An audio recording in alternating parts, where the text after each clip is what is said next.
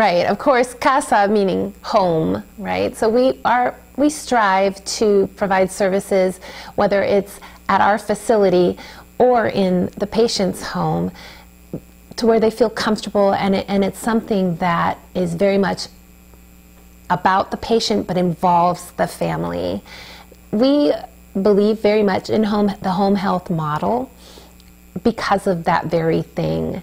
Whereas maybe if we have a patient come to the clinic, we can still work with them in a tremendous way, but it's so very different. They might come with just mom or just dad, and we don't see them in their house with everything else that's going on and their siblings, and really can't make a ton of recommendations for mom as to little things she can do along the way to really help that child develop more quickly or help the child overcome some barriers that might be happening at home.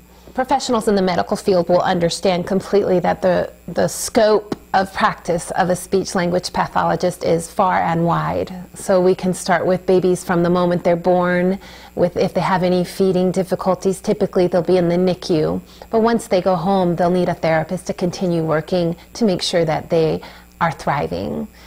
Some of those children, as you mentioned, will come from a craniofacial physician because they have a cleft palate or cleft lip or different anomalies that need to be surgically repaired. And then we work with that infant or that child to get them into a correct eating and feeding stages. If there are, and that's just the feeding element, which very few people kind of recognize as part of our field because it's a developing area.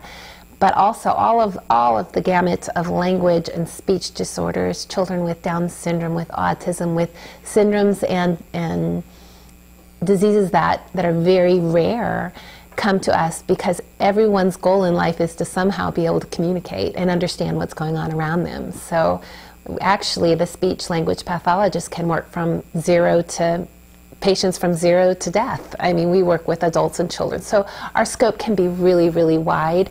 And what's really special about Casa Therapy, though, because that's what any speech-language pathologist would be able to provide, is we are very dedicated to not just providing excellent service, but really focusing on that patient. There's no cookie-cutter formula for us to go in and we do 5 things and we go. It's what does this patient, what does this family need, what are their circumstances, really understanding. And part of our name with Casa is home, but when we go in, we very much try and be part of that family and incorporate ourselves into what's going on in your life, and understanding all of those elements can really help us provide better therapy for that child. Well, the benefits of home therapy are really without end. The child is more comfortable at home. I saw a child the other day actually brought into, I'm doing some volunteer work in the special needs area of our church on a Sunday, and a very uncomfortable child was very uncomfortable outside of her home, but Dad brought her favorite toy, right? So if the child is coming to a clinic and I have a ton of really cool toys, if they don't have her favorite toy, she's going to cry the whole time, right? So at home, the child is in his or her environment with his or her things, family, everything's comfortable. The only strange thing is me. And I have time to go time after time again to help this child see that I'm part of this environment now. So at home, it's really important the child can start off at his or her maximum comfort level. Again, I'm seeing how the child interacts with siblings, with that environment, to see if there's any changes we can make. I'm also seeing how mom interacts with the child, or if mom interacts at all. Those are things that I can help the family grow in, and we can grow together. I can't see all of that if the child just comes to the clinic. There's only so much information we can get in a clinic setting, which is a wonderful and valid setting, but there's a richness and wealth of information I can gain by being in your home 2-3 times a week for months at a time. Oh, sure. I am still working with this child, but when I first saw him, he was 2 years old, and by the age 2, he should have 200 words in his vocabulary. He should be having 2-3 word sentences or phrases, and he did not say a single thing. And if I tried to get him to sit down or be in a structured setting, he would scream and cry and run away. So I started singing. I started singing, and I believe very much, and I've known and met many music therapists, and I believe it's a really valid approach because there's something in his brain that really responded to that. And the moment I started singing, creating songs about numbers and shapes and whatever it might be, he would look me in the eye. And this is a child with severe autism, but he would pay attention to me and pay attention to what I was doing and recognize me as another person in the room by using music. It's so thrilling to see the light bulb go off and make that connection. And I've been with him well over a year now, and that seems like a long time because everybody wants an immediate fix, right? But now that child will greet me when I walk in the door.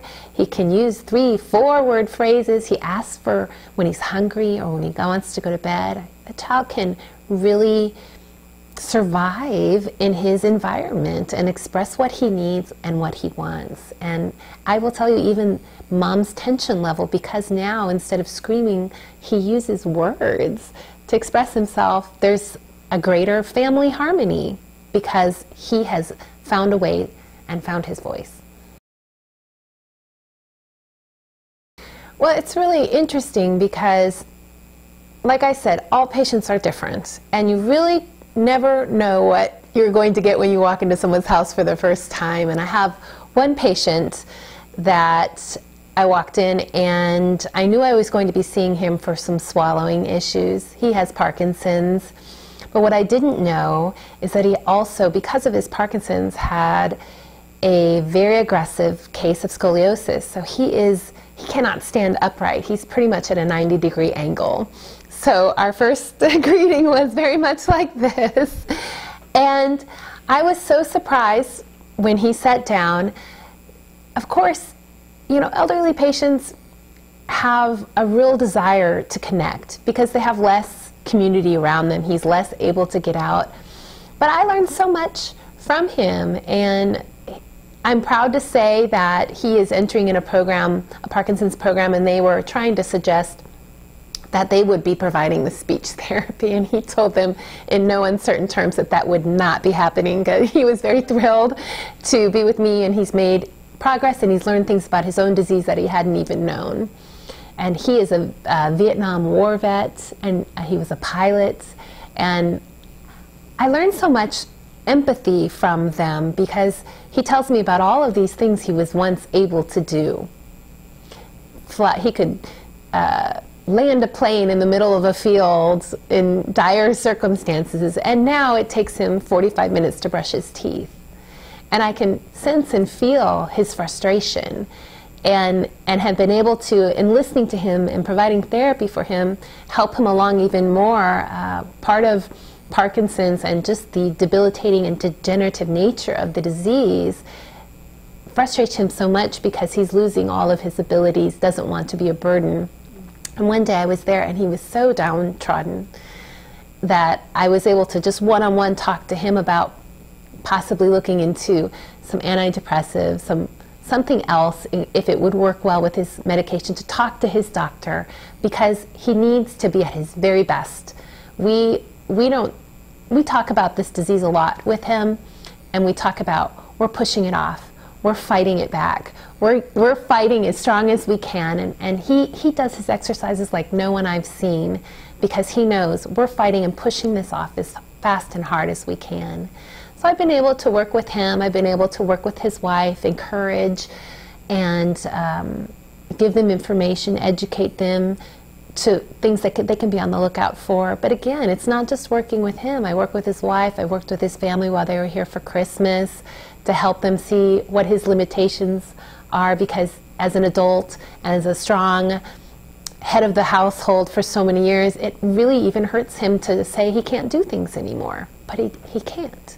So helping him to come to acceptance about his limitations and being able to express that, for me it's just so enriching. I'm helping him manage this disease. While I work one-on-one with him, I don't work in isolation. I'm in communication with his occupational and physical therapist, with his physicians.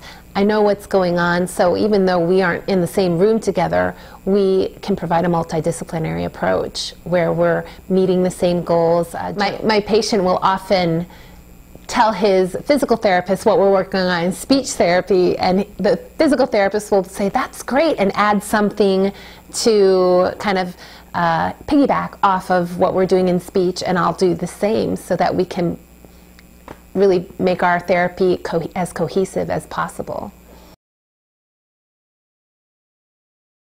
Well, I wish I could say it was a straight and direct line, but very little is.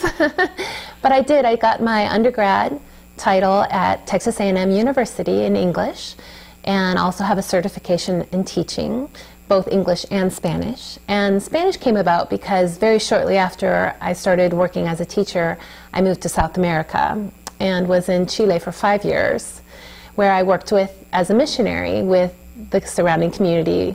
And as a teacher, I worked in the area of music as well, and just fell in love with the people of Chile, and of course, so much so that I married one, and and then we decided to come back to the United States and start a family.